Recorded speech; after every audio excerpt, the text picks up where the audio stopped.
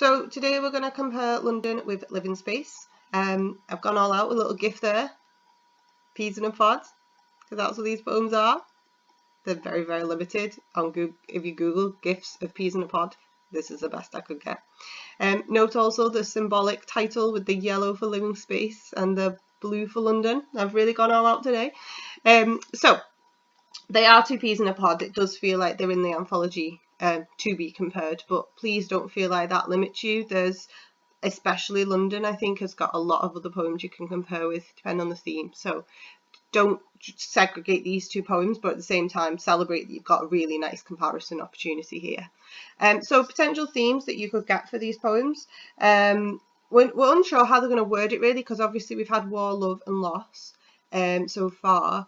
But something certainly to do with people and places. So they might separate the two. They might ask you about the relationship between people and the place, in which case both poems would be fantastic.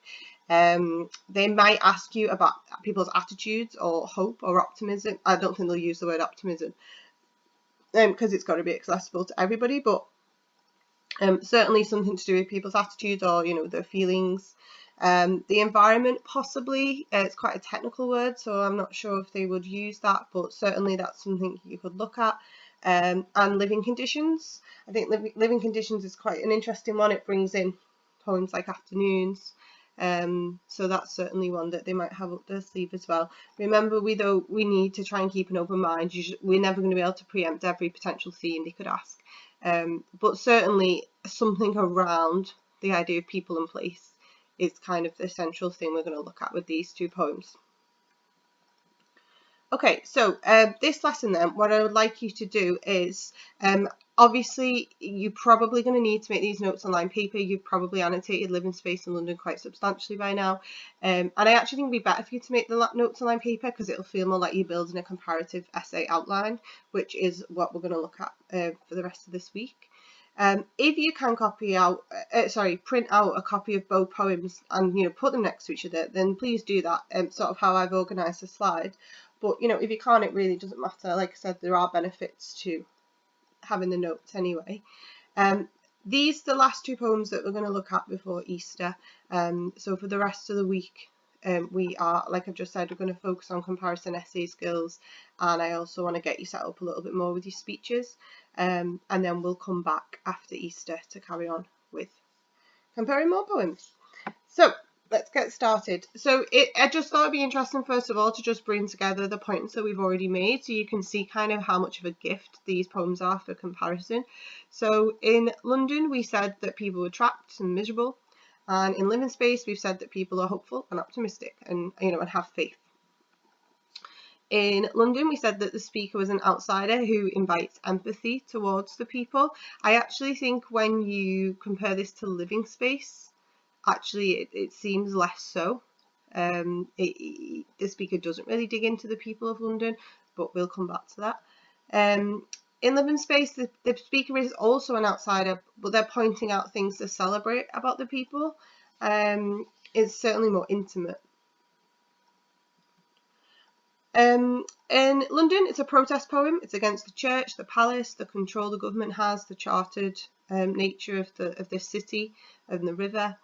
Whereas Living Space is a celebration poem about optimism and hope. And then finally, in London, Blake suggests there's no end to this cycle. One generation infects the other. Whereas in Living Space, she suggests that people can overcome difficult circumstances, that if we have the right attitude, then we can overcome anything, and that we're resilient. So you've got the sort of four really clear kind of comparative points that you can be making. Excuse me. Okay, so just starting firstly, kind of looking at the idea of intimacy, really, that point two. Both titles, are technically places to live, but I think when you just step back and look at them together next to each other, London is obviously a much wider perspective. We're looking at an entire city here. We're not zooming into one person's eggs hanging up in the middle of all this chaos. So London offers a much wider perspective. Blake is focused on a much, the wider feelings of an entire city. He goes through man, infant, he goes through the chimney sweepers, the soldiers, the harlots, again returns to infants. Remember, it's important that he keeps coming back to the children, well, sorry, the very young children who are helpless. Like, he's very much focused on the wider scope of the city, whereas in Living Space we are very much just, we're zooming in on just this one, this one person, this someone who's making this place of chaos and disorder their own, and something that's calm enough to hang up eggs in. So in terms of perspective, we have a very different perspective in both these poems. And just coming back to what I said before in number 2, on the previous slide, about this idea of, how much empathy the speaker has in London. I do think this is an example of an illuminating comparison. I've not got a box of this because I've only just thought to highlight it as I'm doing the video, but we don't really learn that much about the people in London. We learn that they're miserable, but it's quite superficial. Like in Living Space, we learn that this person has squeezed something and they've dared to do this, and they've got this faith. And I don't know about you, but I feel like I have more of an insight into the people in Living Space than I do in London.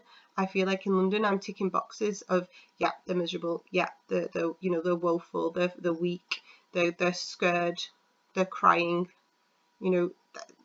they're cursing, but we're not learning about how they feel about that. You remember when we did afternoons and it was the same, like we know the women are feeling like outsiders and their lives are monotonous, but we're not sure, maybe they're happy, we don't know if they're happy to do it, we don't know if, he indicates they're not, because the whole wedding album lying near the television, but we don't get that insight directly because the speaker is such an outsider. And I feel like in London it's the same. Like we know that they're miserable, but do they know that they're trapped in this cycle? Do they know that the marriage hearse is being plagued and that the harlot is going to curse her baby? Or does she believe that she won't infect her baby? Does she believe that she could be a good mum? We've kind of not got that insider information because the speaker is so on the outside, where I feel like in Living Space, Dharker offers us this insight into the internal monologue, the internal feelings and attitudes of the people of Living Space. I hope that you could follow that, because obviously I've just done that off the cuff and I've not written anything down. If anything that is you're unsure of anything in that, just pop me an email, let me know, and I'll try and clarify. Okay, so still sort of like building on that analysis of the title then, I do feel like London, because it's this wider perspective, does create this feeling of like scale and loneliness that you would have felt invisible during the Industrial Revolution. All these people suddenly living in the city, people fall through the cracks, people fall through the cracks of society now, where we have, everything is registered and everybody, technically has a paper trail, but we still let people fall through the cracks in our society. And just imagine what it must have felt like then, when you just had all these people just arriving in the city and trying to find a job and nobody knowing they were, and living in a back room, and just the sort of loneliness and scale of that, I think he captures really well by going through these different people, and it's every face, and it's men, and it's infants, and there's chimney sweepers, etc. So you've got that sense of scale, I think, that you don't have in Living Space. Excuse me. Oh, I have said here, which is similar to what I said in the previous slide, this idea of marks. They are very much on the surface, that the speaker doesn't interact with the people or question them, and that's where we don't get that insight that we have in Living Space, where we feel like, even though the speaker's on the outside, that she has some kind of, or he has some kind of insight into the people and their inner feelings. So it's a more intimate poem with Dharker, as I've just said. We get an insight into this someone and their attitudes and their responses to their environment. We know how these people, the people in Living Space, are feeling in this environment according to Dharker or the speaker, whereas in London we're just not sure. We know they're unhappy, but do they feel the sense of doom and pessimism? Do they feel like things aren't going to get better? We don't know. Blake certainly wants us to feel like that, because it's a protest poem. Okay, so next kind of comparative line of argument is that Living Space celebrates the optimism of people, whereas London protests against the misery of the people. Now, I've put those 4 words in bold because there's technically two things that we have to prove here because of the way I've structured this line of argument, and I'm starting to make you think about now how to structure a comparative argument. So this line of argument requires you to prove both that living space celebrates whereas London protests, and that living space is about optimism whereas London is about misery. So you've kind of got two lines of argument in one, and you don't have to. You could just separate them and have two separate points, lines of argument if you wanted, and just focus on the celebrate and protest, and then focus on the optimism and the misery. So it's up to you really, but just if you wrote this as a line of argument, the danger would be that you would forget to evidence like one of those pairs, that you'd forget to look at optimism and misery, or you'd forget to look at celebrates and protests, and then your answer wouldn't be sustained, so you wouldn't be able to get into band 4. Based on that, obviously it depends what you did elsewhere. Okay, so excuse me. Blake repeats the noun mark, which we've talked about, and he also uses the verb, to highlight how people are scarred by their misery. All right, so actually, I know we've used this quote a lot, but it's a good one. Like, that's a really good evidence that obviously that Blake is suggesting that the people are miserable. That's you really, you could explore connotations of woe and weakness, and the idea of them being scarred by it. That physical. Do you remember we talked about the physical manifestation of their misery? And then for the optimism, we've got Dharker uses the central metaphor of the eggs as faith to celebrate the optimism and hope of the people. So obviously that last line of the poem is your best line really to use as a quotation to prove that she is celebrating this optimism and this positive attitude. Okay, we need to prove that Blake protests. So the best stanza for that is stanza 3. He places the blame at the church and the palace and suggests they're blackened by the misery of the people. So that's your best evidence for that one.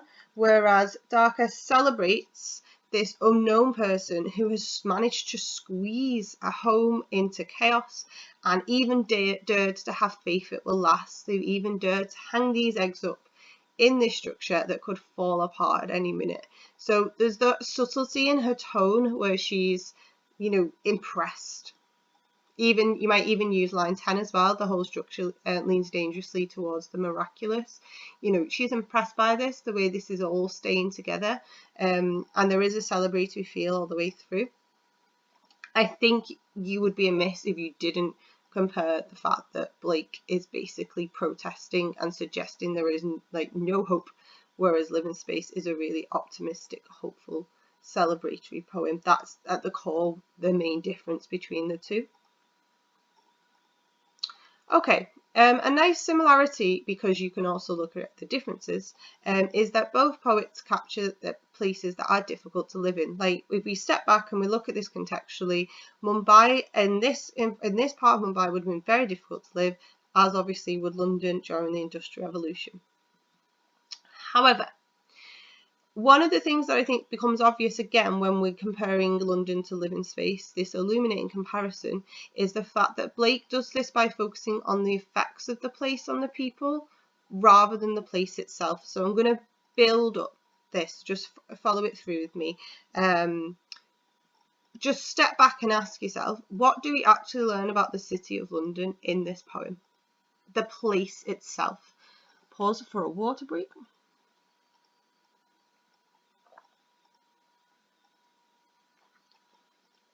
So, if you think back to your knowledge of London at this time, pollution would have been massively on the increase. We've got all these factories billowing out smoke. Waste would have been impossible to deal with. We've got all this influx of people and the structures in place to support with the waste, not just like physical waste, like human waste, as well as like packaging and all the rest of it. Although there was not as much plastic around them. Overcrowding, actually as a place to live, it would have been really, really difficult. But we don't learn any of that in the poem. And I think that's really obvious when you put it next to Living Space. Remember to always ask what the poet hasn't included. So all that we really learn about London as a place is that it's chartered. Yeah, that everything is controlled and restricted. That's it. We don't really learn about anything else about the actual location itself of what London felt like to live in at the time. Sorry, that's a lie. Not what it felt like to live in, because obviously we know what the people are feeling. But, you know, the sense of the environment in the way that Living Space gives us in stanza 1. So there we go. Instead, Dharker does focus specifically on this place. She uses if you look at it, it's about a third, more than a third of the poem, just to capture the lack of order, the lack of restrictions, what this place feels like and how uncertain everything is and how chaotic everything is. She does focus on that we do feel like we can visualize it, and I think as well contextually, this is about East meets West and this idea of delivering that and helping us to have that insight into it. That might feel very unfamiliar. Even in London in the Industrial Revolution, think of all, like your terraced homes and everything kind of being still quite ordered around the chartered streets. So what makes Living Space a difficult place to live in, because this is obviously what our line of argument is, I think it is the uncertainty of it, the nails clutching, the leaning dangerously. It could literally fall apart at any second, and that's what makes this place difficult. You might also argue that it's difficult to live in somewhere that isn't organised. I think that's a matter of perspective. Like some people would like, the 2 paintings I showed you in the last lesson, some people might like to live in very ordered, clear boundaries. This is my garden, this is your garden. Whereas, for other people, there wouldn't be a problem to have that blurred. It's just the lack of safety and the lack of certainty that things could shift. If you're in the wrong place and things shift, you could get seriously hurt. So really step back and appreciate how difficult the place is in Living Space in Mumbai, because actually I think the poem really leads you to be quite positive about it, and I think it's important that you do kind of contextually think about that it is quite a difficult place to live. So if we go back to London then, London has the opposite difficulty. Sorry. Excuse me. Overall my cough is much improved. So it's not going to fall apart, and that's kind of the problem, because people are stuck and it's rigid and the cycle is going to carry on. But of course it's not the place itself that is difficult. It's all these different structures, these social structures. So I'll come back to that in a second. They're trapped in a cycle. You need the marriage hers quote for that, or the idea of the harlot curse and the infant. Things are going to keep going. The misery is going to keep going. They're trapped in their own brains. They're stuck. Whereas in Living Space, there's a sense of freedom. There's a sense of everything, is you can do what you want in there. In terms of like, there's no regulation. There's no one coming along and saying, oh, you can't build that there. Whereas obviously in London, we feel that is the case, that everything is very, very rigid. And that's what makes it a more difficult place to live. So just as a little mini conclusion, from this so far, we can get the idea that Dharker presents the place itself as being difficult, the physical structures, the buildings, whereas Blake does not suggest London itself is the difficulty. It's the social structures in place that make it difficult and that trap people. And that's an important distinction.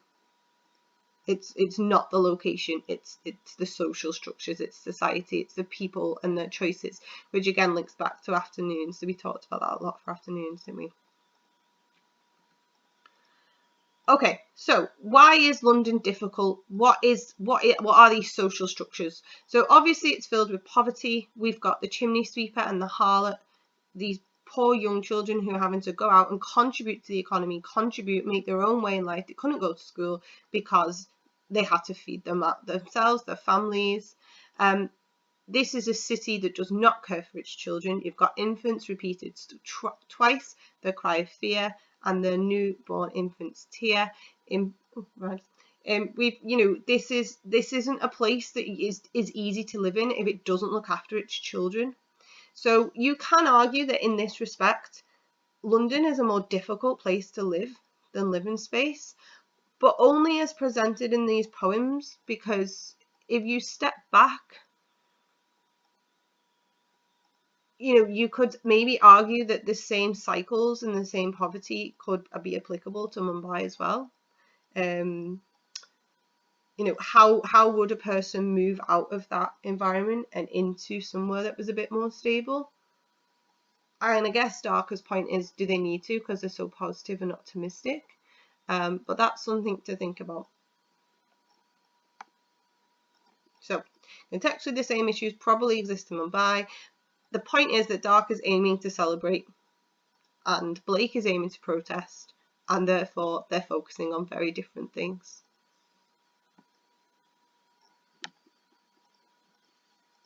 Okay. So, next line of argument. Blake suggests the people of London are trapped, whereas Dharker suggests that they are free. Okay. So, obviously, we've talked about this several times now. Mentally trapped, mind-forged manacles, one generation infects the next, poverty and misery will continue to thrive. Yep, so you got all that kind of, that root of what London is about to help support you with this argument. In living space, how are the people free? Well, to an extent, or at least comparatively, there is a sense of autonomy here, that they're allowed to dare to place these eggs in a wire basket. It's as if the person has some control. They've squeezed a living space. They've come along and said, I'm going to have this as my home. So even though, they are still in some ways restricted, obviously they're having to squeeze a living space. They're not like luxuriously spreading themselves out with a jacuzzi, but they still at least have a sense of autonomy and choice. Whereas in London, there feels like there's no choice. There are these chains that are in their heads, stopping them from growing, stopping them from being different people or bettering themselves, and they're stuck in this cycle. The verb gathering, again, is a really nice, is a really nice evidence for the sense of autonomy in living space. So gathering is a verb, it suggests purpose, like they are gathering the eggs. It's the eggs that gather the light, but obviously the eggs are a symbol of the people and their optimism and their faith. So, they're gathering the light, they're actively going out and gathering something that makes their lives better. So again, there's a sense of autonomy there, that they have a choice and that they have some sense of freedom. However, I don't know why those lines are there. We need to ask ourselves, are the people of Mumbai completely free? And we need to think about it contextually. It's kind of like, ooh, reveal, woo. Are they actually trapped in uncertainty? So, like we said before, the people of Mumbai living in this environment where nothing's organised, etc., are probably as trapped in terms of from one generation to the next as the people in London were as well. But of course, Dharker doesn't really want us to focus on that. She wants us to focus on the positive, excuse me, the optimism, etc. So, drumroll, are they trapped in uncertainty? I totally spoiled it. So, could we argue that they're trapped in this cycle? Not really a cycle, but there is an element of them being trapped because they're constantly having to live in uncertain conditions. At any minute, this could all topple over. The beams could slip a little bit too much. The supports could fall away. The nails could lose the war of clutching these seams, and it could all just unravel. So that's quite a trapped way to live. If at any moment everything could kind of crumble around you and stop you from, your eggs could literally fall to the floor at any second. So does that uncertainty perhaps, make them feel trapped in a life where they can't really ever settle or feel safe? And I think if you think about this idea of them being on the dark edge, and you take that as them being literally like living on the edge at all times, well, that is a form of entrapment where a human being can't just exhale and go, right, this is where I am, this is my home, everything's going to be fine, this is a safe place. This is an evaluative point, and I want you to keep in context the idea that Dharker's aim is not necessarily to highlight that to us, that that this is something you can keep in your back pocket as an evaluative argument, but actually, you know, she doesn't want us to feel like they're trapped. Quite the opposite. She wants us to feel like they're free to make the best out of their situations. But there's still those elements in the poem that sort of, you know, maybe a slightly more darker reading of it. I'm going to go even further now with my evaluation. So, are they trapped by their faith? Now, this is a very cynical reading of this poem, and Larkin would be very proud of this reading. And I'm not saying that I necessarily agree with it, but I do think it's a nice band 5 evaluative idea. Okay, so let me break it down for you. So, Dharker argues that the optimism, the dare to place, and faith, the breaking walls of faith, brings light to their lives. They've gathered the light into themselves and their situation. So that even in the chaos of the beams balancing crookedly, or, you know, any quotation for stanza 1, and the uncertainty of stanza 1, they still have got this faith and optimism that's bringing light into their lives. And obviously, on our main reading of the poem, that's what Dharker's arguing, and that's what she's celebrating. But what if their faith traps them by preventing them from aiming for more or aiming to make things better? So if we see this faith as being a coping mechanism, a way of them getting through each day and feeling like, well, I'm going to be okay, things will be fine, I am going to make the most of this bad situation, it almost a little bit like it's out of my control. And I think that comes in with line 10 again, this idea of the structures leaning towards the miraculous, that the people themselves aren't looking to fix this. Is it something that needs to be fixed? Should we be celebrating this freedom and lack of organisation? But let's assume that it is. You know, should we be aiming towards the miraculous, or should the people themselves be maybe more proactive in making it safer? You can tell by my tone that I'm not sure I believe this, but I do think it's a good band 5 argument. So, what if their faith is actually a mind-forged manacle?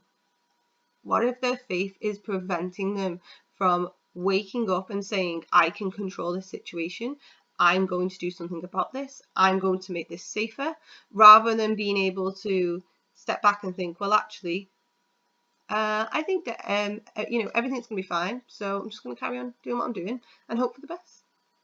So I guess there's the difference between I'm going to quote Titanic. I love when I get to quote Titanic. A real man makes his own luck is what someone says at the dinner table when Leo has to go to the first class dinner. A real man makes his own luck. It's this idea of like, if I actually wish I quoted that now because I hate the idea of a real man, but never mind. If this faith wasn't there, would people aspire to more? And would they go out and fight for more? Is their faith making them settle? So it's something to think about. I'm not sure I believe it. I mean, but at the end of the day, it's another line of argument for you. It's another evaluative point that you could use that will help you to get band 5. And I think just to kind of wrap that up, I've just got some final thoughts for you to take away. Because I think there's a lot going on in these two poems. There's really a lot in terms of different cultures and attitudes and ways of looking at the world.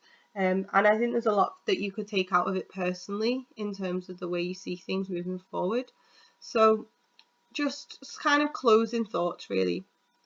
Oh, never mind. They all came up at once. I obviously forgot to think of them. Never mind. Right. The key thing to ask yourself is, where would you rather live?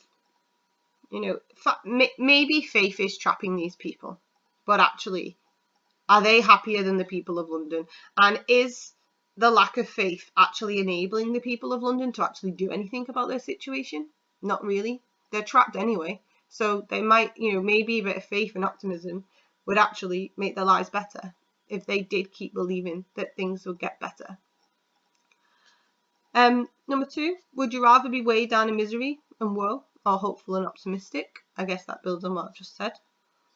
Is ignorance bliss? Now, the people in living space aren't ignorant. That's not quite the right word, but I'm just kind of, thinking about this phrase that you probably will know. In a way, it's optimism. Is optimism bliss? Is it more blissful to be hopeful and optimistic about the future and feel like things are going to get better? Or is optimism actually a curse because it stops you from trying and going out and making things happen? Where does it get, number 4, this speaker in London to be so realistic and cynical? Now, I'm saying the speaker here because what's become very clear when you compare to living space is that we don't know that the people themselves are as cynical as the speaker is. Probably, like, a prostitute giving birth to a baby and feeling out of control, and it being from it wasn't even from a nice relationship. She got paid to do it.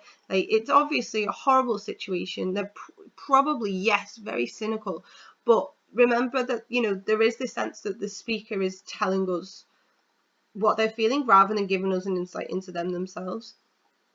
So the speaker's really realistic and cynical and pessimistic, and everything's going to be rubbish forever and ever and ever. Where does it get the speaker? Does it make them happy to see how miserable things are?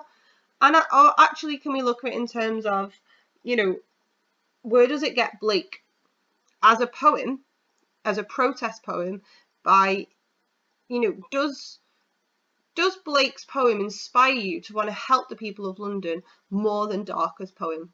Like, does Dharker's poem inspire you to go, oh, those people are so positive and so amazing and see good in bad situations, and I just think that they're fantastic and I want to go and help them? Or in London, we've got, these people are so unhappy and so miserable and so trapped, I want to help them. Which is more powerful? Which is a more powerful poem? Which one kind of makes you feel more for the people and makes you actually remember them and feel for them? And then finally, could someone have written a poem like Living Space about London? Could they have thought about, instead of marking the weakness and marking the woe, actually tracing a laughter down, somebody's laughter down the street as they plod off to the 20-hour-a-day factory shift where they could be in dangerous conditions? Could there be laughter on, as two people walk into this factory together who've never met before? Like, there's maybe scope that somebody could have written a more positive, a celebration of the people of London and how they just get on with things as well. But of course, that's not what Blake was aiming for. He really wanted to expose how horrible London was at the time to a government and an establishment that basically wasn't looking after its people. And remember, this is about 50 years before Dickens wrote A Christmas Carol, and you could pretty much have argued the same. Blake could have written that poem then as well, couldn't he, based on what we know about London then? So it's very, very, it is pessimistic for a reason. It did feel like things couldn't get better. Okay, so I'm going to leave that there, and we are going to carry on tomorrow by thinking about starting to do our comparative lines of arguments. But please take some time now to step back and come up with your own ideas for comparisons, come up with your own thoughts. Like I say, I think the best way into your comparison of these poems is to really just step back and ask yourself, where would you rather live?